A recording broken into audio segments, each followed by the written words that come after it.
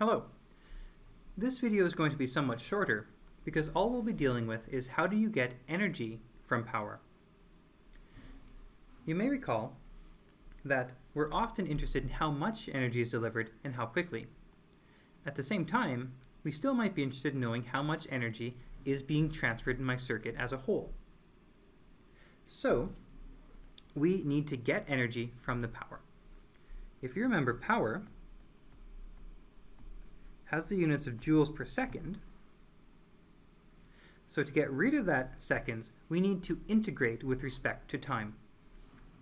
So the energy is equal to the integral from t1 to t2, p of t dt. Now, what do I really mean here? t1 to t2. This is in fact a change in energy from my initial time to my final time. And my initial time is t1 and to the final time t2. I typically don't use an indefinite integral there. Typically it will be an indefinite integral because I'm curious about the quantity of joules, the quantity of energy. So the unit, just to make sure that is clear, is the joule. Let's do an example. And this is going to be called energy from power.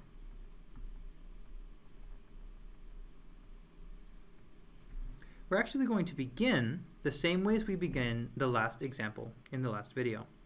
I'm going to set up a circuit element with current and voltage. We're going to find the power, and then we're going to find the energy. So my generic circuit element, I'm going to say this voltage here is positive 10 volts, and we're going to assume the current is going this way, but I of t is negative 2 amps. So the first thing we need to ask ourselves is which of the terminals in my circuit element is the high energy terminal and which is the lower energy terminal. Since my 10 volts is positive, that means as we move from A to B with positive current, we gain energy, which means that A is the lower and B is the higher energy terminal. The next thing we have to do is keep our signs consistent. Taking a look at my current, I have a negative. When I have a negative current, what that means is that the assumed direction was incorrect. So we need to redraw this, allowing for the current to go the other way and have a positive magnitude. I'm going to just erase it so I don't redraw the whole thing. And my current is going this way. I of t is 2 amps. Now, we have positive current entering positive terminal,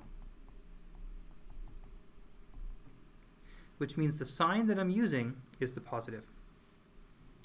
Power is a function of t, even though everything else is constant, is 10 volts times 2 amps times positive 1. So power of t is 20 watts. Now we need to find the energy from this, and we integrate. But integrate from what to what? Notice how I just said find the energy. I haven't given you enough information to use that formula we've just derived. So let us allow t1 to be 0 seconds and t2 to be 1 second. Then my energy is the integral from 0 to 1 of 20 dt.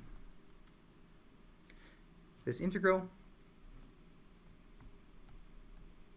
is 20t from 0 to 1, otherwise known as 20 joules. There's something else that I want to talk about here, which is I've always been using some somewhat convenient units. Everything has been in seconds, amps, and volts. What if t1 was 0 milliseconds and T2 was 100 milliseconds. Well, I can't just integrate yet without making sure my units are consistent.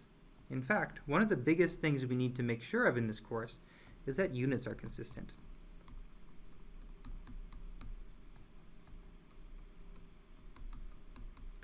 Typically, what this means is we want to make sure everything is in seconds, joules, volts, and amps. So, what I'm going to say is, before I do this, I'm going to change my units. T1 is still 0 milliseconds, I beg your pardon, 0 seconds, because 0 milliseconds and 0 seconds are the same. T2, on the other hand, is 0.1 seconds.